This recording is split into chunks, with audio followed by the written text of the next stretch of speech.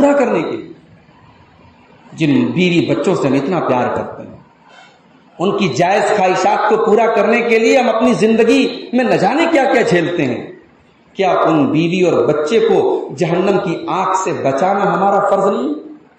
اللہ نے فرمایا کہ اپنے آپ کو اور اپنے گھر والوں کو جہنم کی آگ سے بچانا۔ دنیا کی آگ میں اگر کوئی انسان جل جائے، اس کی ڈیڈ باڈی دیکھنے کے لائق نہیں ہوتی۔ کسی جلی ہوئی لاش کو ہمارے سامنے کوئی رکھ دیا جائے، کمزور دل و دماغ کا آدمی الٹی کر دے گا، نہیں دیکھ پائے گا۔ اللہ نے فرمایا کہ اس آگ سے اپنے آپ کو بچاؤ، اس آگ سے اپنے پریوار کو بچاؤ جو دنیا کی آگ نہیں ہوگی، جو جہنم کی آگ ہوگی۔ وقودها الناس والحجارہ، اور اس جہنم کی آگ کا ایندھن انسان اور پتھر ہوں گے۔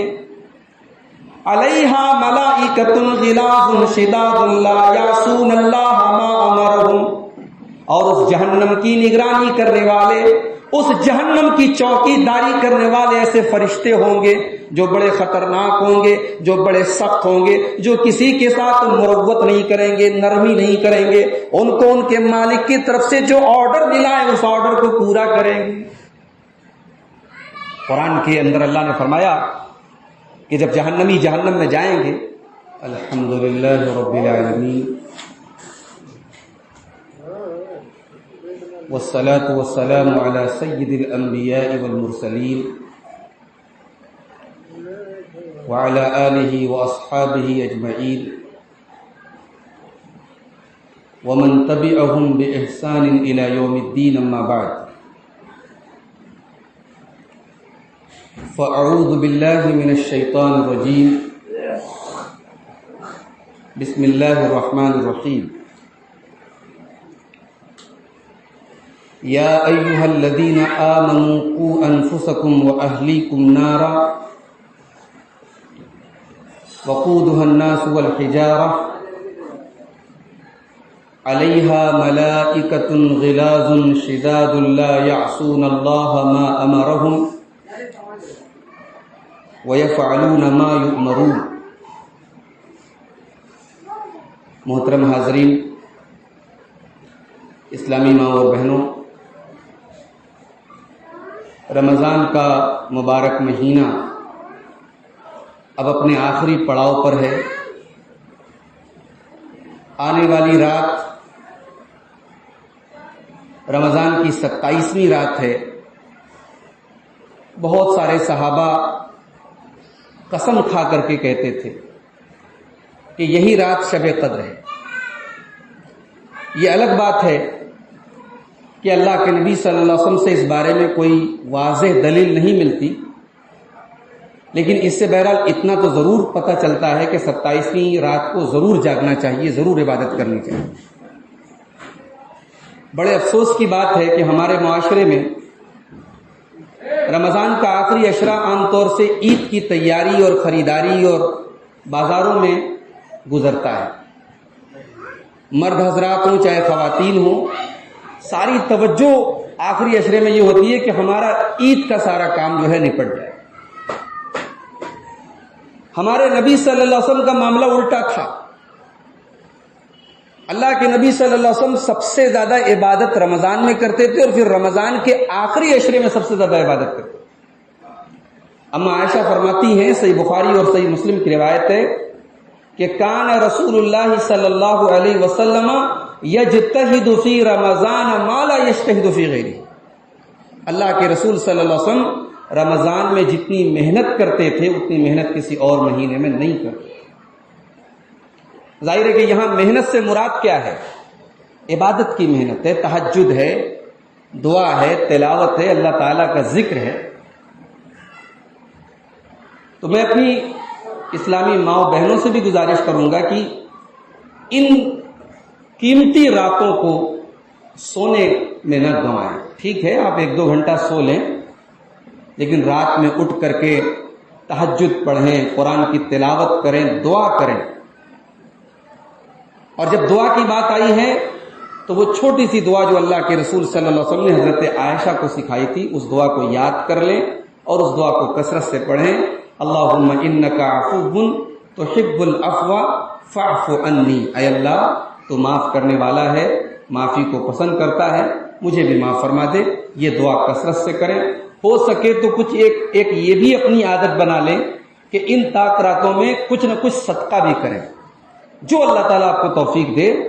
مانگنے والے اور ضرورت مند تو ٹہلتے رہتے ہیں اس مہینے میں، تو مغرب کے بعد تو ظاہر ہے کہ اسلامی کیلنڈر کے حساب سے رات شروع ہو جاتی ہے، تو صدقہ اور خیرات کریں. اگر ظاہر ہے کہ ان میں سے کوئی ایک رات شب قدر کی رات ہوگی تو اس کا جو ثواب ہے، آپ نے اس رات میں جو صدقہ کیا ہوگا اس کا ثواب آپ کو بے حساب ملے گا.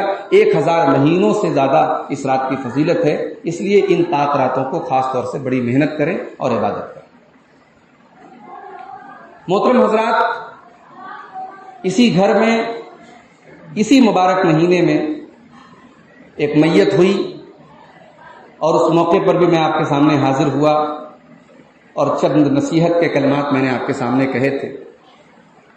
آج بھی مجھ سے یہ کہا گیا ہے کہ اگر کسی باپ کا انتقال ہو جائے تو اولاد کی کیا ذمہ داری ہے، اولاد اپنے باپ کے لیے کیا کر سکتی ہے. یہاں میں ایک بات کہنا چاہوں گا کہ ماں باپ جب تک زندہ رہتے ہیں ہم بہت کچھ کر سکتے ہیں، لیکن ہم نہیں کرتے. کہیں نہ کہیں ہم کوتاہی کرتے ہیں، لاپرواہی کرتے ہیں. لیکن ماں باپ کے جانے کے بعد ہمیں احساس ہوتا ہے کہ ہم یہ کر لیتے، ہم وہ کر لیتے. پھر ہم یہ پتہ کرنے کی کوشش کرتے ہیں ہم کیا کر سکتے ہیں. تو سب سے پہلی بات تو یہ نوٹ کر لیں کہ ہم اپنے ماں باپ کے لیے جو زندگی میں کر سکتے ہیں وہ مرنے کے بعد نہیں کر سکتے. اصل اپنے ماں باپ کا احترام، ان کی خدمت، ان کو خوش کرنا، یہ ان کی زندگی میں مقصد ہے ہمارا. اگر آپ کے والد زندہ ہیں ان کی قدر کیجیے، اگر آپ کی والدہ زندہ ان کی قدر کیجیے، ان کی غلط باتوں کو بھی برداشت کیجیے ان کے بڑھاپے کو دیکھ کر کے. جیسے انہوں نے آپ کے بچپن میں آپ کے معصوم ذہن میں پیدا ہونے والی بہت ساری باتوں کو نظر انداز کر دیا.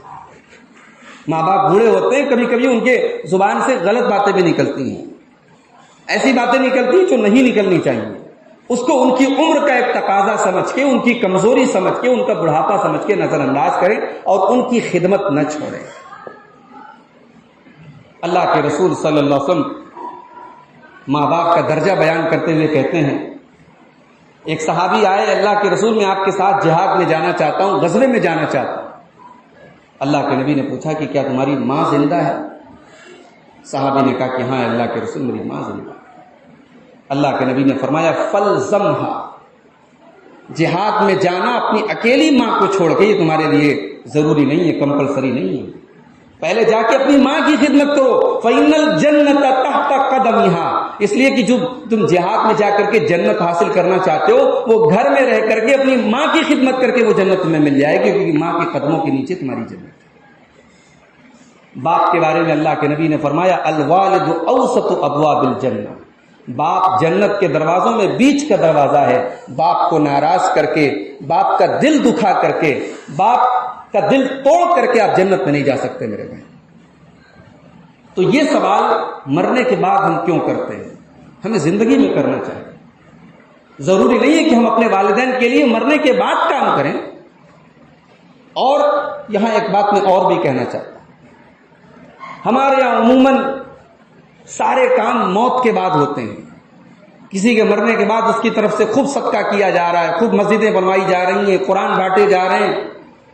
ظاہر ہے صدقہ تو آپ کر ہی سکتے ہیں مرے ہوئے انسان کی طرف سے، مگر یہاں میری ایک بات نوٹ کر لیجئے کہ وہ صدقہ جو اس انسان کی طرف سے ہم مرنے کے بعد کر رہے ہیں، وہ انسان اپنی زندگی میں صدقہ کرے وہ زیادہ بہتر ہے.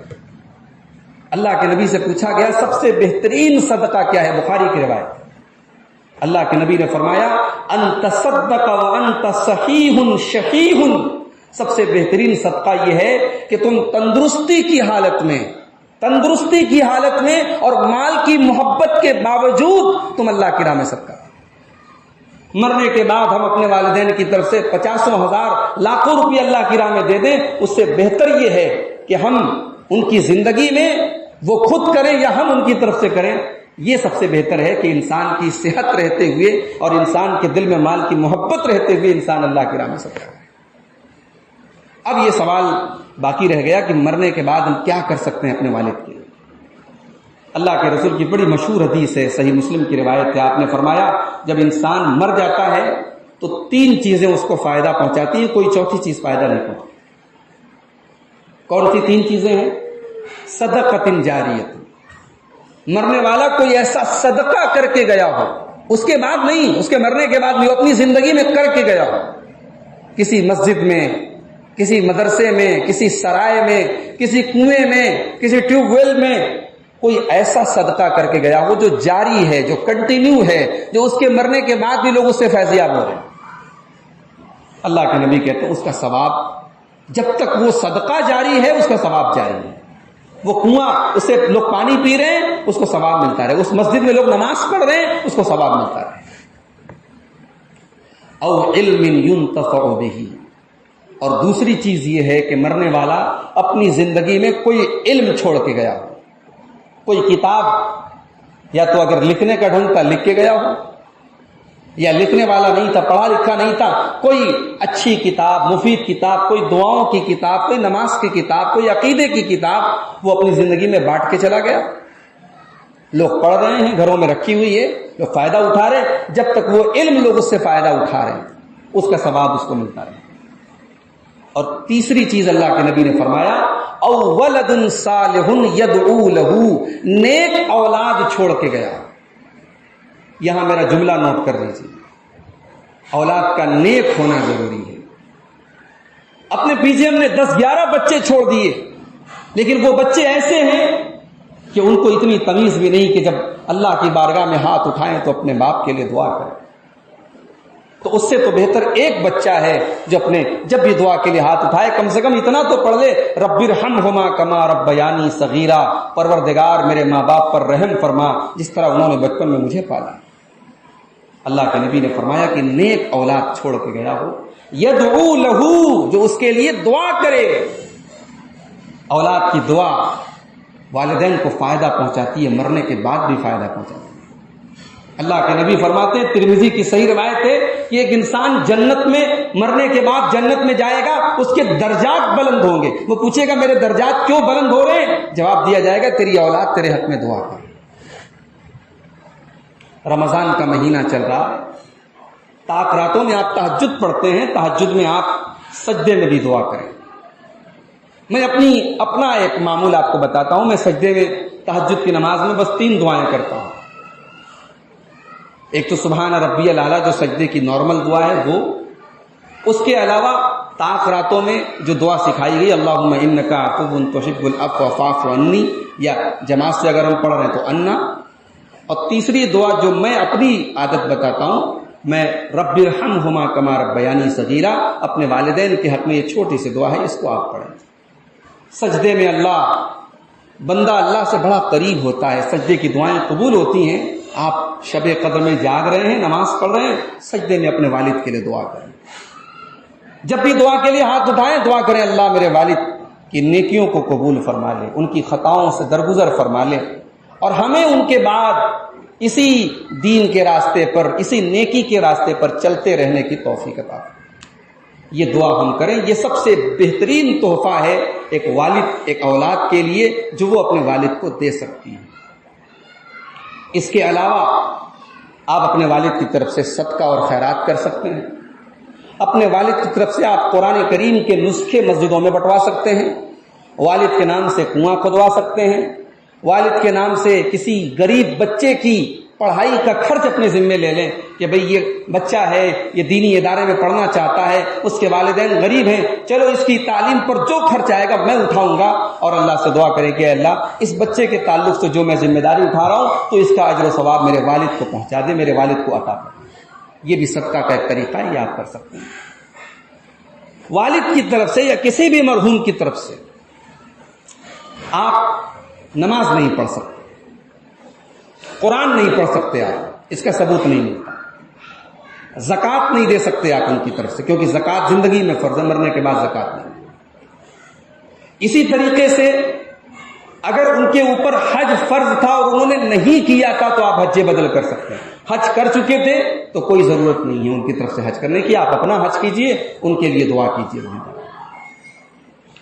تو یہ چند باتیں ہیں جو سوال کیا گیا کہ ہم اپنے مرحوم والد کی طرف سے کیا کر سکتے ہیں، وہ میں نے آپ کے سامنے رکھا ہے۔ اب آئیے جو آیت کریمہ میں نے پڑھی ہے، میں اپنی ماں بہنوں سے بھی گزارش کروں گا کہ وہ بھی بڑے غور سے سنیں، بڑے ان کے کام کی، اور بڑی ضروری بات ہے یہ آیت کریمہ سب کے لیے ہے۔ قرآن مجید کے 28ویں پارے کی یہ آیت ہے، سورہ تحریم کی آیت نمبر 6 ہے۔ اللہ تعالیٰ نے فرمایا یا ایھا الذین آمنوا قوا انفسکم واہلیکم نارا، اے ایمان والو اپنے آپ کو اور اپنے گھر والوں کو جہنم کی آگ سے بچاؤ۔ یہاں دو چیزیں یاد رکھیے۔ پہلی چیز تو یہ کہ اللہ تعالیٰ نے سب سے پہلے اپنے آپ کو جہنم کی آگ سے بچانے کا حکم دیا۔ سب سے پہلے تو اپنے آپ کو بچانے کی فکر ہو کہ میں جہنم میں نہ جاؤں، میرا ایمان صحیح ہو، میرا خاتمہ صحیح ہو، میری زندگی صحیح ہو، میں اللہ کے دین پر دنیا سے جاؤں۔ بھائی کورونا کا دور چل رہا ہے، موت کبھی بھی آ جاتی ہے اور کبھی بھی آ سکتی ہے۔ ایسا نہیں ہے صرف 60-70 والے جا رہے ہیں، 20 سال والے بھی جا رہے ہیں، جوان موتیں بھی ہو رہی ہیں، چھوٹے چھوٹے بچے بھی مر رہے ہیں، اور اس دور میں ہمیں بتا دیا ہے کہ زندگی کا کوئی بھروسہ نہیں۔ اس امید میں مت رہیے کہ آپ کے بچے آپ کے لیے دعا کریں، اس امید میں مت رہیے کہ آپ کی اولاد آپ کے لیے صدقہ کرے۔ اپنی زندگی میں جو صدقہ کر سکتے ہو، جو نمازیں پڑھ سکتے ہو، جو عبادتیں کر سکتے ہو، کر کے جاؤ۔ اللہ کے نبی سے پوچھا گیا سب سے عقل مند کون ہے، سب سے جینیس کون ہے، سب سے ہوشیار کون ہے، سب سے چتر کون ہے؟ وہ ہمارے یہاں سب سے عقل مند کون ہے؟ جو 6 کا 36 کر سکتا ہو، جس کو باتیں بنانے کا ہنر آتا ہو، جو دنیا میں سب کے دلوں پہ راج کرتا ہو۔ ہمارے نظر میں تو وہی سب سے بڑا عقل مند ہے، لیکن اللہ کے رسول نے کس کو عقل مند کہا ہے، سب سے بڑا عقل مند کہا ہے؟ ذرا سنیے گا حدیث کے الفاظ۔ اللہ کے نبی نے فرمایا اکثرہم ذکرا للموت، سب سے بڑا عقل مند وہ ہے جو موت کو زیادہ سے زیادہ یاد، یا یہ کہہ لیجیے کہ جو اپنی زندگی کی ہر شام کو آخری شام سمجھے، جو رات میں بستر پہ سونے جائے تو یہ سوچ کے سوئے کہ پتہ نہیں صبح نیند کھلے گی کہ نہیں، جو صبح اٹھے تو یہ سوچ کر کے اٹھے پتہ نہیں آج کا دن میری زندگی کا آخری دن۔ موت کو ہمیشہ اپنے سامنے رکھو اور اس حساب سے زندگی گزارو کہ اگر اسی حال میں اللہ نے مجھے اٹھا لیا تو میرا کیا ہوگا۔ سب سے زیادہ موت کو یاد کرنے والا اور موت کے بعد کی زندگی کی تیاری کرنے والا، اللہ کے رسول نے فرمایا وہ سب سے بڑا عقل مند ہے۔ تو اللہ نے کہا کہ اپنے آپ کو آگ سے بچاؤ، اس کے بعد کہا کہ اپنے پریوار کو بچاؤ۔ بھئی آدمی رات دن کھٹتا ہے، محنت کرتا ہے، کاروبار کرتا ہے، نوکری کرتا ہے، خون پسینہ ایک کرتا ہے، کس کے لیے؟ اپنے پریوار کے لیے، اپنی بیوی کے لیے، اپنے بچوں کے لیے، اپنے بچوں کو اچھا کپڑا پہنانے کے لیے، اپنے بچوں کی تعلیم کے لیے، اپنی بیوی کے شوق سنگار پورا کرنے کے لیے۔ جن بیوی بچوں سے ہم اتنا پیار کرتے ہیں، ان کی جائز خواہشات کو پورا کرنے کے لیے ہم اپنی زندگی میں نہ جانے کیا کیا جھیلتے ہیں، کیا ان بیوی اور بچے کو جہنم کی آگ سے بچانا ہمارا فرض نہیں؟ اللہ نے فرمایا کہ اپنے آپ کو اور اپنے گھر والوں کو جہنم کی آگ سے بچانا۔ دنیا کی آگ میں اگر کوئی انسان جل جائے، اس کی ڈیڈ باڈی دیکھنے کے لائق نہیں ہوتی۔ کسی جلی ہوئی لاش کو ہمارے سامنے کوئی رکھ دیا جائے، کمزور دل و دماغ کا آدمی الٹی کر دے گا، نہیں دیکھ پائے گا۔ اللہ نے فرمایا کہ اس آگ سے اپنے آپ کو بچاؤ، اس آگ سے اپنے پریوار کو بچاؤ جو دنیا کی آگ نہیں ہوگی، جو جہنم کی آگ ہوگی۔ وقودها الناس والحجارہ، اور اس جہنم کی آگ کا ایندھن انسان اور پتھر ہوں گے۔ علیہا ملائکۃ غلاظ شداد لا یعصون اللہ ما امرہم، اور اس جہنم کی نگرانی کرنے والے، اس جہنم کی چوکی داری کرنے والے ایسے فرشتے ہوں گے جو بڑے خطرناک ہوں گے، جو بڑے سخت ہوں گے، جو کسی کے ساتھ مروت نہیں کریں گے، نرمی نہیں کریں گے، ان کو ان کے مالک کی طرف سے جو آرڈر ملا ہے اس آرڈر کو پورا کریں گے۔ قرآن کے اندر اللہ نے فرمایا کہ جب جہنمی جہنم میں جائیں گے تو اللہ تعالیٰ ایک ایسا منظر پیش کرے گا کہ جنتی اور جہنمی آمنے سامنے ہوں گے، یعنی ادھر جہنمی ہیں جن کو عذاب ہو رہا ہے، ادھر جنتی ہیں جو نعمتوں میں مزہ لے رہے ہیں۔ تو جہنمی جنتیوں سے ریکویسٹ کریں گے، کیا کہیں گے؟ کہیں گے بھئی اللہ نے تم کو اتنا نوازا ہے، تم تھوڑا سا پانی ہم کو پلا دو، یہاں پیاس سے بڑا برا حال ہے، ہمارا حلق سوکھ کے کانٹا ہو رہا ہے، تھوڑا پانی پلا دو۔ تو جنتی جواب دیں گے ان اللہ حرمہما علی الکافرین، جنت کی نعمتیں تمہارے لیے نہیں ہیں، اللہ نے جنت کی نعمتیں کافروں کے لیے، جہنمیوں کے لیے حرام کر دی، تمہیں یہ نعمت نہیں مل سکتی۔ یہ جہنم کا معاملہ ہوگا، وہاں پانی چاہیے، پانی نہیں ملے گا، گرمی ہے، گرمی سے راحت نہیں ہے، عذاب دیا جا رہا ہے، بدن کی چمڑیاں جل رہی ہیں، آدمی سوچتا ہے مر جائیں گے، کام ختم ہو جائے گا، چمڑیاں دوبارہ پھر بن جائیں گے، پھر وہی تکلیف ہوگی، پھر چمڑی بن جائے گی، پھر وہی تکلیف ہوگی۔ کلما نضجت جلودہم بدلناہم جلودا غیرہا، اللہ نے فرمایا ان کی چمڑیاں جب ایک بار جل جائیں گی، ختم ہو جائیں گی، ہم دوسری چمڑی چڑھا دیں گے، پھر دوبارہ ان کو وہی عذاب دیا جائے گا۔ حالات یہ ہوں گے کہ جہنمی عاجز آ کر کے جو جہنم کا داروغہ ہوگا، جس کا نام مالک ہوگا، اس سے کہیں گے یا مالکو، ونادوا یا مالکو لیقضی علینا ربک، جہنمی کہیں گے کہ اے مالک، اے جہنم کے داروغہ، تو اپنے رب سے کہہ دے، اپنے پروردگار سے کہہ دے کہ ہمارا کام تمام کر دے، ہمیں ختم کر دے، ہمیں موت دے دے۔ لیکن جہنم کا داروغہ جواب دے گا قال انکم ماکثون، اس جہنم میں تم کو ہمیشہ رہنا ہے، اس جہنم سے تم کو رہائی ملنے والی نہیں ہے۔ تو میرے بھائیوں، میری بہنوں، اس جہنم سے اپنے آپ کو بچانے کی تیاری۔ اللہ تعالیٰ نے اس آیت میں یہی پیغام ہمیں دیا ہے۔ اب آئیے اپنے گھر کو ہم جہنم کی آگ سے کیسے بچائیں، میں چاہتا ہوں کہ چند اہم باتیں آپ کے سامنے بیان کروں۔ بھئی ہم میں سے ہر آدمی اپنے پریوار کا بھلا چاہتا ہے، اپنا بھلا چاہتا ہے، تو جیسے ہم دنیا کا بھلا چاہتے ہیں، آخرت کا بھی بھلا ہمیں چاہنا چاہیے۔ تو آئیے ہم دیکھیں کہ ہم کون کون سی چیزوں پر عمل کر کے اپنے آپ کو اور اپنے پریوار کو جہنم کی آگ سے بچا سکتے ہیں۔ سب سے پہلی چیز، اگر اپنے آپ کو اور اپنے پریوار کو جہنم کی آگ سے بچانا ہے تو سب سے پہلا کام کیا کرنا ہوگا؟ ایمان کی حفاظت کرنی ہوگی، اپنے ایمان کی بھی اور اپنے بچوں کے بھی ایمان کی۔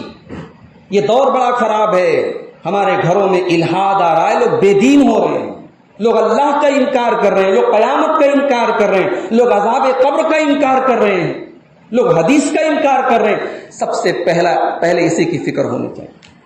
اپنے گھر کا ایسا ماحول بناؤ، ایسی تعلیم دو اپنے بچوں کو، ایسا ماحول بناؤ اپنے گھر کا کہ ہمارے گھر میں کم سے کم یہ ماحول نہ پیدا ہو، ایمان رہے ہمارے گھر میں، توحید رہے ہمارے گھر میں، ہمارے گھر کا کوئی بچہ شرک نہ کرے، ہمارے گھر کا کوئی عورت کسی غیر کے در پہ جا کے سر نہ جھکائے، ہمارے گھر میں کسی کے گلے میں تعویذ نہ آئے، ہمارے گھر میں اللہ کو چھوڑ کر کے کسی اور کے نام کی قسم نہ کھائی جائے، ہمارے گھر میں کسی اور کے نام کا جانور ذبح نہ ہو، ہمارے گھر میں غیر اللہ کے نام پر کوئی چیز نہ کھائی جائے۔ یہ ماحول اور یہ مزاج یہ گھر کا بننا چاہیے، پورے پریوار کا بننا چاہیے۔ لوگ کہتے ہیں ارے نہیں، ہم لوگ ماشاءاللہ بہت پڑھے لکھے لوگ ہیں، بڑے پکے ہم لوگ موحد لوگ ہیں، ہمارے گھر میں کیا مجال ہے کہ شرک آ جائے۔ بھائی صاحب، آپ سے کہیں زیادہ پکی توحید والے حضرت ابراہیم سے پکی توحید تو نہیں ہے آپ کی۔ ابراہیم اللہ کی بارگاہ میں دعا کرتے ہیں وَجُنُبْنِي وَبَنِيَّ أَن نَّعْبُدَ الْأَصْنَامَ، اے اللہ مجھے اور میرے بچوں کو بت پرستی سے بچا، شرک سے بچا، کہیں میں اور میرے بچے شرک نہ کر دیں، اے اللہ میری حفاظت فرما، میرے بچوں کی حفاظت فرما۔ جب ابراہیم کو اپنے بارے میں ڈر ہے کہ کہیں مجھ سے شرک نہ ہو جائے، ابراہیم کو اپنے بچوں کے بارے میں ڈر ہے، تو ہماری اور آپ کی کیا اوقات ہے میرے بھائی؟ اپنی اور اپنی اولاد کی توحید کی فکر کرو، ان کے ایمان کی فکر کرو۔ ہمارے ہاں جب باپ مرنے لگتا ہے تو اولاد جو ہے اپنے باپ کے پاس آتی ہے، اور عموماً عام طور سے دیکھا جاتا ہے کہ اس موقع پر اولاد کو والد جو ہے مرنے کے پہلے جو وصیتیں کرتا ہے، اس وصیت کا تعلق پراپرٹی سے ہوتا ہے۔ بھائی 4 بیٹے ہیں، چلو تم یہ لے لینا، تم یہ لے لینا، اتنا پیسہ چھوڑ کے جا رہا ہوں، تم یہ لے لینا، تم وہ لے لینا، اپنی بہن کو اتنا دے دینا، اپنی بیٹی کو اتنا دے دینا۔ اس طریقے کی وصیتیں ہمارے یہاں کی جاتی ہیں۔ اللہ کا ایک پیغمبر تھا یعقوب کے 12 بیٹے تھے۔ اچھا آپ سے ایک سوال کرتا ہوں، جنرل نالج کا سوال ہے۔ یعقوب علیہ السلام کا ایک نام اور بھی تھا، کوئی بتا سکتا ان کا وہ نام کیا تھا؟ اسرائیل، جی۔ اسی لیے اسرائیل حضرت یعقوب کی جو 12 بیٹے تھے، انہی 12 بیٹوں کی جو نسل چلی اس کو بنی اسرائیل کہا جاتا ہے۔ سمجھ رہے ہیں؟ اسی اولاد اسی نسل کا نام بنی اسرائیل. تو حضرت یعقوب کے مرنے کا ٹائم آیا, 12 بچے ہیں ان کے سب چارپائی پہ گھرے ہوئے ہیں. اب باپ وصیت کر رہا ہے. اگر یہ وصیت پراپرٹی کی ہوتی تو اللہ قرآن میں بیان نہ کرتا, بھائی سب لوگ کرتا ہے. یہ وصیت پیسے کی ہوتی ہے, اللہ قرآن میں بیان نہ کرتا کہ سب لوگ کرتا ہے. یہ وصیت ایمان کی تھی, یہ وصیت توحید کی تھی, تو اللہ نے قرآن میں بیان کیا. قرآن کا پہلا پارہ اٹھائیے, سورہ بقرہ. اللہ فرماتا ہے ام کنتم شہداء اذ حضر یعقوب الموت اذ قال لبنیہ ما تعبدون من بعدی. یاد کرو میرا بندہ یعقوب جب دنیا سے جا رہا تھا, اپنے بچوں سے پوچھ رہا تھا, بچوں بتاؤ میرے بعد تم کس کی عبادت کرو گے؟ قالوا نعبد الہک و الہ آبائک ابراہیم و اسماعیل و اسحاق. بچے ایک زبان سے جواب دیتے ہیں, ابا جان آپ ہماری فکر نہ کریں, ہم وعدہ کرتے ہیں, ہم آپ سے ایگریمنٹ کرتے ہیں کہ ہم مرتے دم تک آپ کے رب کی اور آپ کے باپ دادا ابراہیم کے اور اسماعیل کے اور اسحاق کے رب کی یعنی اللہ کی عبادت کریں گے, ہم مرتے دم تک توحید پر رہیں گے. ابا جان, کہ یعقوب علیہ السلام نے بچوں کا جب یہ عقیدہ سنا, یہ ایمان سنا, یہ توحید سنی, تو ٹھنڈی سانس لے کر کے وہ دنیا سے گئے, سکون سے گئے, اطمینان سے گئے کہ چلو میرے بچے میرے بعد کم سے کم توحید پر رہیں. تو میرے بھائی, یہ سب سے پہلا کام ہے. گھر والوں کو جنت جہنم سے بچانا ہے اور جنت میں ڈالنا ہے. اپنے گھر کی عورتوں کی ایسی تربیت کرو کہ ان شرکیہ کام نہ ہو. کبھی کبھی ایسا بھی ہوتا ہے, ہمارے گھرانوں میں ایسے گھروں سے بھی عورتیں آئی ہیں جہاں شرک ہوتا تھا, جہاں مزاروں پہ لوگ عورتیں جاتی تھیں, جہاں تعویذ پہنا جاتا تھا, جہاں محرم منایا جاتا تھا, جہاں شب برات منایا جاتا تھا, ہمارے گھر میں آ گئی. اب یہاں کوئی شرکیہ کام نہیں چلے گا, یہاں بدعت و خرافات نہیں چلے گی, یہاں تعویذ نہیں چلے گی, یہاں قبر پرستی نہیں چلے گی, یہاں رجب کے کوڑے نہیں چلے گا, محرم کا تعزیہ نہیں چلے گا, یا رسول کے خلاف کوئی کام نہیں ہوگا. یہ ماحول بناؤ تو گھر اور گھر والے جہنم سے بچ سکتے ہیں. دوسرا کام کیا کرنا ہے؟ نماز کا ماحول بنانا ہے. صرف رمضان کا نہیں, 12 مہینے نماز کا ماحول. ایسا ماحول ہو کہ نماز کا ٹائم ہو جائے تو آٹومیٹک سب کو ایک فکر ہو جائے, بھی نماز کا ٹائم ہوگا, چلو مسجد چلتے ہیں. گھر کی عورتوں کو لاکھ کام ہو, لیکن عصر کا ٹائم اگر ہو گیا ہے تو ان کو یہ فکر ہو کہ کھانا پکانا ہے, یہ کرنا ہے, وہ کرنا ہے, لیکن نماز بھی پڑھنی ہے. نماز کو ترجیح دے, وہ نماز کو پراتھمکتا دے, نماز کو پریورٹی دے. نہیں, نماز ہم کو پڑھنی ہے, نماز نہیں چھوٹنی چاہیے. یہ ماحول گھر کا بننا چاہیے. ابراہیم علیہ السلام کو دیکھو, اپنے دودھ پیتے بچے کو اور اپنی بیوی ہاجرہ کو بے آب و گیا سرزمین میں مکہ میں اللہ کے حکم سے چھوڑ کے جا.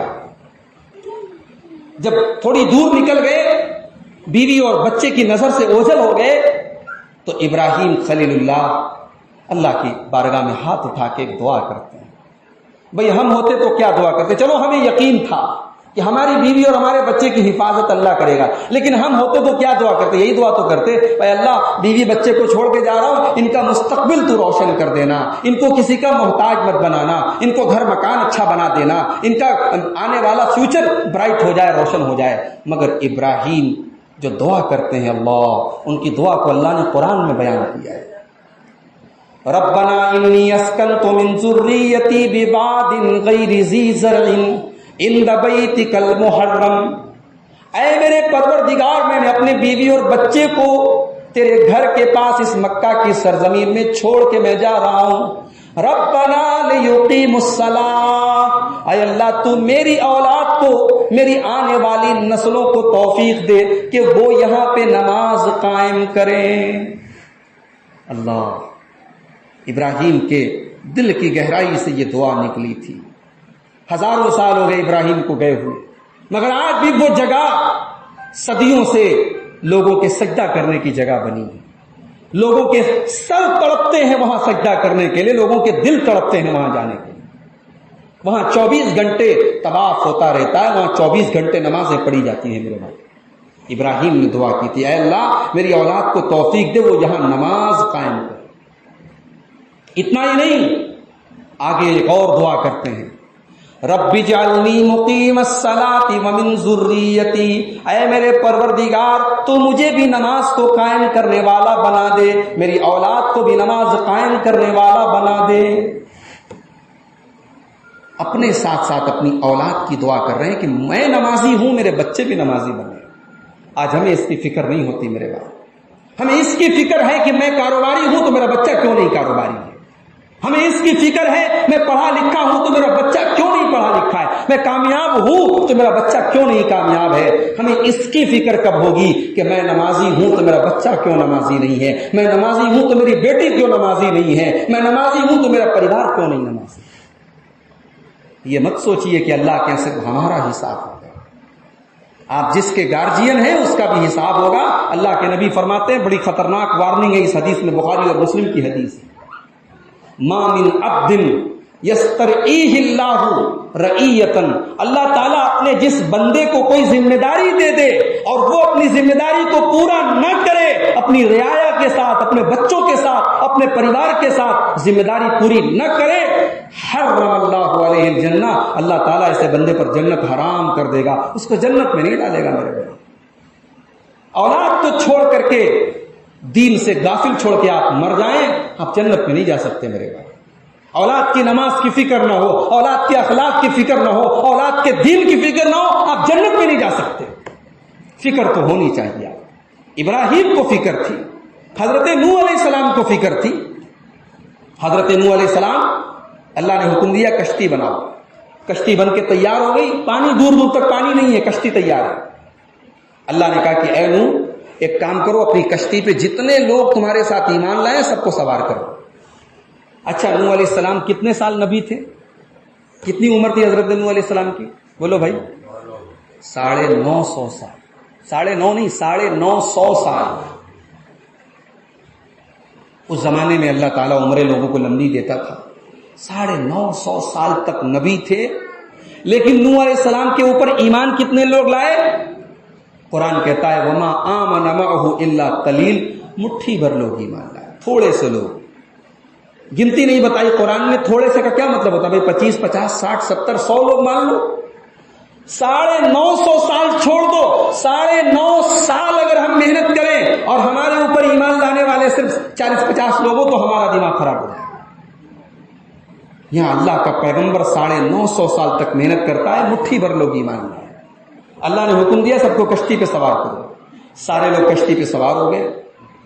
اب اللہ نے حکم دیا کس کو؟ پانی کو۔ اب پانی جو ہے طوفان کی شکل میں بہنے لگا، ہر طرف پانی ہی پانی ہے، لوگ ڈوب رہے ہیں، مر رہے ہیں۔ نوح علیہ السلام کا پورا پریوار کشتی میں آ گیا، ایک ان کی بیوی نہیں آئی اور ایک ان کا بیٹا نہیں آیا۔ بیوی کا تو ذکر قرآن نے نہیں کیا، بیوی تو مر گئی، ڈوب گئی۔ بیٹا جب ڈوبنے لگا تو حضرت نوح علیہ السلام نے اپنے بیٹے سے کہا یا بنیا ارکب معنا، بیٹا جلدی سے ہماری کشتی پہ آ جا، اس کشتی پہ ہی آ کے تو بچ پائے گا، ورنہ تو مر جائے گا، تو ڈوب جائے گا، تو ختم ہو جائے گا، دنیا سے بھی جائے گا، آخرت سے بھی جائے گا، جلدی سے ہماری کشتی میں آ جا۔ نوح علیہ السلام پیغمبر ہیں، اللہ کے پہلے رسول ہیں دنیا میں۔ آدم علیہ السلام پہلے نبی ہیں اور نوح علیہ السلام پہلے رسول ہیں۔ بیٹا باپ کو جواب دیتا ہے سآوی الی جبل یعصمنی من الماء، ابا جان میں آپ کی کشتی پہ نہیں آؤں گا، پانی بہت تیز ہے، کوئی فکر نہیں ہے، میں پہاڑ پہ چڑھ جاؤں گا، پانی میرا کچھ نہیں بگاڑ پائے۔ حضرت نوح نے بڑے درد کے ساتھ کہا لا عاصم اليوم من امر اللہ، بیٹا آج کوئی پہاڑ تجھے اللہ کے عذاب سے نہیں بچا پائے گا، بچنا ہے تو میری کشتی میں آ جا، کوئی پہاڑ تجھے اللہ کے عذاب سے نہیں بچا پائے گا۔ قرآن کہتا ابھی دونوں باپ بیٹے کی بات چل ہی رہی تھی، وحال بینہم الموج فکان من المغرقین، سمندر کی پانی کی ایک لہر آئی، پانی کا طوفان کی ایک لہر آئی اور نوح علیہ السلام کا بیٹا ان کی آنکھوں کے سامنے ڈوب گیا، مر گیا، ختم ہو گیا۔ حضرت نوح نے اللہ کی بارگاہ میں ہاتھ اٹھایا، اے اللہ تو نے وعدہ کیا تھا تو میرے پریوار کو بچائے گا، میرے بچوں کو بچائے گا، میرا بیٹا میری آنکھوں کے سامنے ڈوب گیا، اے اللہ تیرا وعدہ کہاں گیا؟ تیرا وعدہ تو سچا ہے، تو کبھی وعدہ خلافی نہیں کرتا، میرا بیٹا کیوں ڈوب گیا؟ تو اب اللہ نے جو جواب دیا ہے میری مائیں بہنیں بھی سنیں، ہمارے بزرگ حضرات بھی سنیں، ہم میں سے ہر وہ آدمی سنے جو صاحب اولاد ہے۔ اللہ نے کہا یا نوح انہ لیس من اہلک، اے نوح ہم نے یہ وعدہ کیا تھا ہم تیرے پریوار کو بچائیں گے، تیرا بیٹا تیرے پریوار میں سے ہے ہی نہیں، انہ عمل غیر صالح، تیرے پریوار میں سے ہوتا تو تجھے چھوڑ کے نہ گیا ہوتا، تیرے پریوار میں سے ہوتا تو شرک نہ کرتا، تیرے پریوار میں سے ہوتا تو عمل گڑبڑ نہ ہوتا، تیرے بیٹے کا عمل گڑبڑ ہے، اور ہمارا وعدہ یہ تھا کہ ہم تیرے پریوار میں جو ایمان والے ہوں گے ان کی حفاظت کریں گے۔ تو کسی شاعر نے بڑی اچھی بات کہی ہے، بغاوت پر ہو آمادہ تو ڈوبے نوح کا بیٹا، بغاوت پر ہو آمادہ تو ڈوبے نوح کا بیٹا، یہاں نام و نسب کی برتری سے کچھ نہیں ہوتا، آپ سید ہیں، آپ رسول کی آل سے ہیں، آپ فلانے ہیں، آپ ڈھکانے ہیں، آپ کے باپ بہت عالی شان تھے، فلاں حاجی صاحب کے لڑکے، جناب حاجی صاحب کو ان کے عمل کا ثواب ملے گا، آپ کو آپ کے عمل کا ثواب ملے گا، آپ کو اللہ تعالیٰ کے یہاں یہ سوچ کر کے بچت ملنے والی نہیں کہ آپ حاجی صاحب کے لڑکے ہیں، آپ کو آپ کا عمل بچائے گا۔ نوح علیہ السلام جیسے پیغمبر کا بیٹا بچ نہیں پایا کیونکہ اس کا عمل گڑبڑ تھا، اس کا عقیدہ گڑبڑ تھا۔ تو میرے بھائی نماز کی حفاظت، رمضان والے نمازی مت بنو، 12 مہینے والے نمازی بنو۔ وَاعْبُدْ رَبَّكَ حَتَّى يَأْتِيَكَ الْيَقِينُ، اپنے رب کی ایسی عبادت کرو کہ مرتے دم تک۔ بھائی ہم نے ایسے لوگ بھی دیکھے ہیں ICU میں ہیں، ہوش و حواس نہیں ہے مگر نماز کی فکر ہے، ہم نے ایسے بھی لوگ دیکھے ہیں کہ آخری دم تک تیمم کر کے انہوں نے نماز پڑھی ہے، نماز نہیں چھوڑی ہے، تیمم کرنے لائق بھی پوزیشن نہیں ہے، اشارے سے نماز پڑھی ہے لیکن نماز پڑھی ہے، جیل میں ہیں، قید خانے میں ہیں، دشمن کی قید میں ہیں، وہاں بھی نماز نہیں چھوٹی ہے۔ میرے بھائی نماز کی ایسی گھٹی پلا دو اپنے بچوں کو، نماز کی ایسی محبت ڈال دو اپنے بچوں کے دل و دماغ میں، اپنے پریوار کے دل و دماغ میں کہ کچھ ہو جائے نماز نہ چھوٹے۔ شاپنگ کرنے گیا، دیر ہو گئی، عشاء کی نماز چھوٹ گئی آپ کی، مسجد میں جماعت ختم ہو گئی، گھر آتے آتے 10 بج گئے، کوئی ٹینشن نہیں، گھر آ کے آپ نماز پڑھ دیں، گھر آ کے آپ نماز پڑھ دیں۔ رات میں اگر آپ مسجد میں جا کر کے تہجد نہیں پڑھتے، گھر میں تہجد پڑھ دیں، اپنی عورت سے کہیں پیچھے کھڑی ہو جائے، اپنے بچوں کو ساتھ میں کھڑا کر لیں، اور عورتوں کو پیچھے کر لیں، خود جماعت بنا کے نماز پڑھ لیں۔ عورتیں جب نماز پڑھے اپنی چھوٹی بچی کو بھی ایک اسکارف دلا دیں، ایک دوپٹہ دلا دیں، ایک چھوٹی سی جانماز دلا دیں، اپنے بازو میں اپنی بچی کو بھی کھڑا کرائیں تاکہ بچی اپنی ماں کی نماز کو دیکھ کر کے نماز کی محبت بچی کے دل میں پیدا ہو جائے۔ تو یہ دوسرا کام کرنا ہے اگر ہمیں اپنے پریوار کو جہنم سے بچانا ہے، نماز کا ماحول اپنے گھر میں کریں۔ بات میری بہت لمبی تو نہیں ہو رہی ہے، یا میں بہت تکلیف میں تو نہیں ڈال رہا ہوں روزے کی حالت میں آپ لوگوں کو؟ تیسری چیز آئیے دیکھ لیتے ہیں، 2-4 چیزیں بیان کر کے بات ختم کرتے ہیں۔ بات یہ چل رہی ہے پریوار کو جہنم سے کیسے بچائیں۔ اللہ نے ایک بات کہی نبی کی بیویوں کے بارے میں، وَاذْكُرْنَ مَا يُتْلَى فِي بُيُوتِكُنَّ مِنْ آيَاتِ اللَّهِ وَالْحِكْمَةِ، اے نبی کی عورتوں تمہارے گھروں میں جو قرآن پڑھا جاتا ہے اور جو حدیث پڑھی جاتی ہے اس کو یاد کرو۔ اس کا مطلب کہ عورتوں کو بھی قرآن یاد ہونا چاہیے۔ ہماری عورتوں کو علم طرح سے لے کے قل اعوذ برب الناس تک کی بس صورتیں یاد ہوتی ہیں۔ اگر کسی سے پوچھا جائے عورتوں میں سے بھی سورہ رحمان یاد ہے، اللہ اتنی لمبی کون یاد کرے، سورہ یاسین یاد ہے، اللہ اتنی لمبی کون یاد کرے۔ اور ہم نے ایسی ماؤں کو دیکھا ہے، اور اسی ہندوستان میں اور اپنے ماحول میں ہم نے دیکھا ہے۔ مجھے یاد آتا ہے میں نے ایک سفر کیا تھا مہاراشٹر میں، ایک جگہ پڑتی ہے شولاپور میں ایک صاحب کے گھر میں گیا، مہمان تھا میں، مشکل سے 4 سال 5 سال کا ان کا پوتا تھا، پوتیاں تھیں ان کی۔ دادا رات میں بستر پہ سونے لگتے تھے تو سورہ ملک پڑھتے تھے، سورہ ملک پڑھتے تھے بھائی صاحب۔ سورہ ملک جو ہے یہ تقریباً 2.5 صفحے کی سورت ہے، لمبی سورت ہے۔ دادا روزانہ پابندی سے پڑھتے تھے، 4 سال کے پوتے کو سنتے سنتے یاد، 4 سال کی پوتیوں کو یاد۔ ایسی ماں کو ہم نے دیکھا ہے کہ سورہ یاسین یاد ہے اور چھوٹے بچوں کو یاد کرا دی انہوں نے۔ اور آج افسوس کی بات ہے کہ ہماری ماں نے اپنے بچوں کو گانے یاد کرائے، انہیں ठुमकना और नाचना और गाना याद कराया है। आज छोटे छोटे बच्चों को 3-3 साल के बच्चों के हाथ में हमने मोबाइल दे दिया है, वो यूट्यूब पर बैठ करके गाने सुनते हैं जो घर में देखते हैं। जाहिर है कि आम का बबूल का पेड़ लगा के हम आम तो नहीं काट सकते ना, हम कांटे का दरख्त लगा के आम नहीं खा सकते मेरे भाई। हमने अपने बच्चों को अगर गाने बजाने का आदी बनाया तो बड़े होकर कभी वो गाने बजाने ही सुनेंगे, वो कुरान नहीं सुनेंगे। कुरान और हदीस याद करो। अल्लाह ने औरतों से कहा याद करो। इससे पता चला कि कुरान की बड़ी बड़ी सूरतें हमारी औरतों को भी याद होनी चाहिए, कुछ हदीसें भी याद होनी चाहिए, कुछ हदीस की किताबें छोटी छोटी घर में ला के रखो, औरतें पढ़ें। और मैं यहां एक मशवरा दूंगा, कुछ किताबें आती हैं नमाज के मसाइल, रोजे के मसाइल, ज़कात के मसाइल, तहारत के मसाइल, एतिकाफ के मसाइल, हज के मसाइल, ज़कात के मसाइल, इस तरीके की किताबें मौलाना इकबाल किलानी की पूरी सीरीज है, वो 24-25 किताबें हैं। जन्नत के मसाइल, जहन्नम के मसाइल, कब्र के मसाइल, तो वो किताब बड़ी मुफीद है। उसमें पूरी हदीसों को इकट्ठा कर दिया। ये पूरा सेट ला करके अपने घर में रखो और थोड़ा थोड़ा खुद भी पढ़ो, बच्चों को पढ़ाओ, औरतों को पढ़ाओ। कुरान और हदीस की जो मोटी मोटी यानी बुनियादी बातें हैं वो सबको हमको हमारे घर वालों को मालूम होनी चाहिए। ऐसा ना हो कि हमारे घर की औरतों को वजू करने का तरीका ना आता, ऐसा ना हो कि हमारे घर की औरतों को सजदा करना ना आता, ऐसा ना हो कि हमारे घर की औरतों को इतना भी ना पता हो कि उल्टी हो जाए तो रोजा टूट गया कि नहीं टूट गया। मोटी मोटी बातें घर की औरतों को कैसे मालूम होगी? जब मसाइल की छोटी छोटी किताबें हम ला के घर में रखेंगे, अपने बच्चियों को, अपने बच्चों को, अपनी औरतों को पढ़ेंगे, पढ़ाएंगे, ये माहौल बना।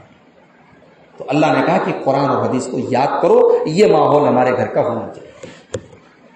नंबर 4, जहन्नम से बचाना है अपने परिवार को, तो चौथा काम ये करो मेरे भाई कि हमारे घर में बेहयाई का माहौल ना, हमारे घर में बेपर्दगी का माहौल ना, हमारे घर में देवर को पता हो कि भाभी जो है हमारे लिए गैर महरम है, हमारे घर में कजिन सिस्टर्स और कजिन ब्रदर्स को पता हो कि वो मेरे चचा की लड़की है, वो मेरे लिए गैर महरम है, और चचा की लड़की को पता हो कि वो मेरे चचा का लड़का है, वो मेरे लिए गैर महरम है, और हम दोनों एक दूसरे के लिए जो है गैर महरम है। एक यानी एक लकीर होनी चाहिए, मजाक हो, बातें हो, लेकिन इस हद तक ना हो जो शरीयत के दायरे के खिलाफ। देवर और भाभी में ठीक है, जरूरत पड़ने पर बात हो, कलाम हो, लेकिन एक लिमिट में रह करके हो और पर्दे की हुदूद में रह करके हो, लिमिट क्रॉस न की जाए, पर्दे का माहौल हो, हया का माहौल। अल्लाह के नबी सल्लल्लाहु अलैहि वसल्लम ने फरमाया, इय्याकुम वद्दुखूल अला निसा, गैर औरतों के पास न जाया करो। सहाबा ने पूछा, है अल्लाह के रसूल, क्या देवर अपनी भाभी के पास भी तन्हाई में नहीं जा सकता? क्या जीजा अपनी साली के पास भी तन्हाई में नहीं जा सकता? क्या इंसान अपनी कजिन ब्रदर भाई का, एक भाई का लड़का एक भाई की लड़की है, दोनों कजिन ब्रदर सिस्टर है, क्या एक दूसरे के पास तन्हाई में नहीं जा सकते? अल्लाह के नबी ने फरमाया, अलहम व अल मौत, ये जो घरेलू रिश्ते हैं ये मौत है, मौत, ये हया की मौत है, ये शर्म की मौत है, ये इस्लाम की मौत है। क्योंकि अगर इन रिश्तों में हमने जायज नाजायज का फर्क नहीं रखा, हमने सही गलत का फर्क नहीं रखा, तो घरों में हया और शर्म की मौत हो जाएगी, घरों से हया के जनाजे निकलेंगे। आज हमारे घरों का माहौल अल्लाह रहम करे, क्योंकि अब बच्चे उम्र के पहले बालिग हो रहे हैं। 10 साल के बच्चे आज वो सब कुछ जानते हैं जो पहले 15 साल के बच्चे जानते थे। बालिग नाबालिग की तमीज अब खत्म हो रही है।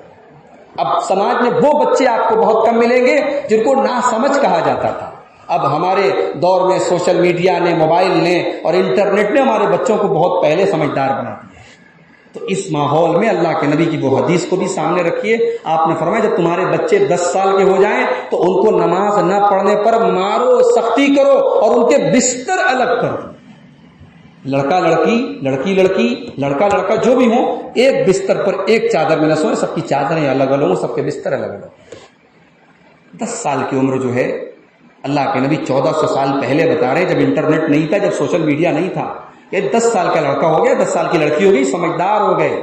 हमारे स्कूलों में अल्लाह हम पर रहम फरमाए, कोई एजुकेशन है, क्लास 10 तक, क्लास 12 तक लड़का लड़की एक साथ पढ़ रहे हैं, लड़कियां जवान हो चुकी हैं, लड़के जवान हो गए हैं, एक साथ पढ़ रहे हैं। जब एक साथ पढ़ रहे हैं तो एक दूसरे से बातें भी कर रहे हैं, एक दूसरे के साथ टहल भी रहे हैं, वो सब कुछ हो रहा है जो नहीं होना चाहिए। تو ہمیں اور آپ کو اس سمت بھی دھیان دینا چاہیے کہ ہمارے گھروں میں بے حیائی تو نہیں آ رہی، بے پردگی تو نہیں آ رہی۔ وہ حدیث بھی میں آپ کو سنا کے بعد ختم کروں گا۔ اللہ کے نبی نے فرمایا کہ میری امت میں 2 طریقے کے لوگ ایسے ہوں گے جو جہنم میں جائیں۔ ایک تو وہ لوگ ہوں گے جن کے ہاتھ میں گائے کی دم کی طرح کوڑے ہوں گے اور وہ لوگوں کو ماریں گے، لوگوں پر ظلم کریں گے۔ اور ایسی عورتیں جہنم میں جائیں گی جو کپڑا پہننے کے باوجود ننگی ہوں گی۔ بھئی اللہ نے ہمیں نوازا ہے، ہم اچھا کپڑا پہن سکتے ہیں، قیمتی کپڑا ہم پہنیں، اللہ نے اس سے منع نہیں کیا ہے۔ ہمارا کپڑا مہنگا ہو، قیمتی ہو، ہمارے لیول اور اسٹیٹس کے مطابق ہو، مگر کپڑا ایسا نہ ہو کہ کپڑا پہن کر کے بھی عورت ننگی ہو۔ یہ جملہ یاد رکھیے، اللہ کے نبی نے فرمایا کہ کپڑا پہن کر کے عورتیں ننگی ہوں۔ نبی کے صحابہ کے زمانے میں جنگ کے میدان میں ایک صحابیہ کو بتایا گیا کہ ان کے بیٹے کا انتقال ہو گیا ہے۔ اپنے بیٹے کی لاش کو دیکھنے آئیں تو چہرہ ڈھکا ہوا تھا، چہرے کو کور کر کے آئی، چہرے کو ڈھانپ کر کے آئی۔ کسی نے کہا کہ بیٹا چلا گیا ہے مگر نقاب سر سے نہیں جا رہا ہے، چہرے سے نقاب نہیں ہٹ رہا ہے، چہرے سے پردہ نہیں ہٹ رہا ہے۔ تو اس عورت نے بڑا پیارا جواب دیا تھا، کہا بیٹا کھویا ہے، شرم نہیں کھوئی ہے، بیٹا کھویا ہے، حیا نہیں کھوئی ہے، حیا زندہ ہے، شرم زندہ ہے، میں اپنی شرم اور اپنی حیا نہیں چھوڑ سکتا۔ میرے بھائیوں، ہمارے گھر میں جتنا بھی کلوز ریلیٹیو آ جائے، ہم اپنے گھر کا یہ ماحول نہ بنائیں کہ رشتہ دار ہیں یا ہمارے دوست احباب ہیں وہ گھر کے عورتوں تک ان کی رسائی ہو رہی ہے۔ ہمارے بچوں کے دوست ہیں، بڑے بڑے نوجوان دوست ہیں، ہم ان کو گھر میں اوپر لے کے جا رہے ہیں، ہماری بیٹیاں ہیں ان کے سامنے بے پردہ آ جا رہی ہیں۔ یہ ماحول ہمارے گھر کا نہیں ہونا چاہیے۔ وہ جتنا بھی ہمارے بھائی لڑکے کا دوست ہے وہ ہماری بیٹیوں کے لیے غیر محرم ہے، اسے ہماری بیٹیوں کے پاس آنے کا اور ہماری بیٹیوں کو دیکھنے کا کوئی جواز نہیں ہے۔ یہ چیز ہمارے گھر میں نہیں ہونی چاہیے۔ اللہ تعالیٰ نے اپنے نبی کے صحابہ سے کہا کہ جب تم نبی کے گھر میں جاؤ اور نبی کی عورتوں سے کوئی سامان مانگنا ہو فَاسْأَلُوهُنَّ مِنْ وَرَاءِ حِجَاب، تو تم نبی کی عورتوں سے پردے کی آڑ سے سامان مانگو، پردے کو کراس مت کرو۔ جب نبی کے صحابہ جیسے پاک صاف لوگ اور نبی کی بیویوں جیسی پاک باز خواتین کو پردہ کرنے کا حکم دیا جا رہا ہے، تو آج تو ہم بہت گندے ماحول میں رہتے ہیں اور بڑے گندے سماج میں ہم عورت رہتے ہیں، تو اس سماج میں بے پردگی ہمارے گھر میں نہیں آنی چاہیے۔ اب ایک آخری چیز بیان کر کے بات ختم کرتا ہوں۔ گھر کے ماحول کو ہمیں جہنم سے بچانا ہے۔ آخری چیز یہ ہے میرے بھائی کہ گھر میں پیار محبت کا ماحول بنا کر رکھیں۔ بھائی بھائی میں جھگڑا ہو سکتا ہے، دیورانی جیٹھانی میں انبن ہو سکتی ہے، نند اور بھابھی میں کچ کچ ہو سکتی ہے، انسانی فطرت ہے، سب کو ایک جیسا مزاج نہیں ملا ہے، سب کی پسند الگ الگ ہے، سب کا مزاج الگ الگ ہے، مگر کوشش کرو کہ اپنی زبان پر کنٹرول رکھو۔ ایک بہو کو پتا ہو کہ مجھے اپنی ساس کو کون سی بات کہنی چاہیے اور کون سی بات نہیں کہنی چاہیے۔ چھوٹے بڑے کا فرق نہ مٹنا چاہیے، کہیں ایسا نہ ہو کہ ہماری زبان کے غلط استعمال سے ہمارے ہاں بھائی بھائی میں جھگڑے ہو جائیں اور گھر کا سکون ختم ہو جائے۔ آج بڑے افسوس کی بات ہے، بہت سارے خاندانوں میں دیکھا گیا ہے، سنا گیا ہے، زندگی بھر لوگ ایک دوسرے سے بات نہیں کرتے، بھائی بھائی میں سلام کلام بند ہے، ماں بیٹے میں بات چیت بند ہے، ساس بہو میں بات چیت بند ہے۔ بھائی صاحب، میری بہنوں، میری ماؤں، 4 دن کی زندگی ہے، کب کس کو موت آ جائے کوئی بھروسہ نہیں۔ کیا یہ ملال لے کے دنیا سے جاؤ گی؟ کیا یہ ملال لے کے دنیا سے جاؤ گے کہ اس سے ہمیں زندگی بھر میں نے بات نہیں کیا؟ بھائیوں، دلوں کو صاف رکھو۔ اللہ نے فرمایا وَقُلْ لِعِبَادِي يَقُولُوا الَّتِي هِيَ أَحْسَنُ، اے نبی میرے بندوں سے کہہ دو کہ جب بات کریں تو اچھی بات کریں۔ إِنَّ الشَّيْطَانَ يَنزَغُ بَيْنَهُمْ، شیطان پھوٹ ڈالتا ہے۔ اللہ نے یہ کیوں کہا کہ بات کرے تو اچھی کرے؟ شیطان پھوٹ ڈالتا ہے۔ شیطان سب سے پہلے پھوٹ کہاں ڈالتا ہے؟ زبان کے ذریعے ڈالتا ہے۔ تو زبان پر کنٹرول رکھیں، عورتیں بھی کنٹرول رکھیں، مرد بھی کنٹرول رکھیں۔ گھر میں ٹھیک ہے اگر مزاج نہیں میل کھا رہا ہے، لوگ الگ الگ بھی رہ سکتے ہیں، الگ رہ کر کے بھی پیار محبت برقرار رہتا ہے۔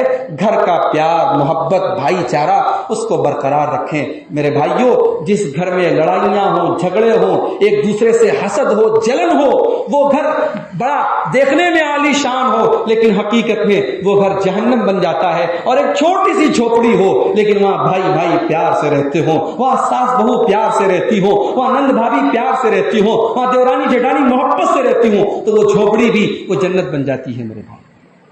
محبت سے رہو, پیار سے رہو, ایک دوسرے سے تعلق. اور یہ کوئی آسان کام نہیں ہے, اس میں بڑا برداشت بھی کرنا پڑے گا.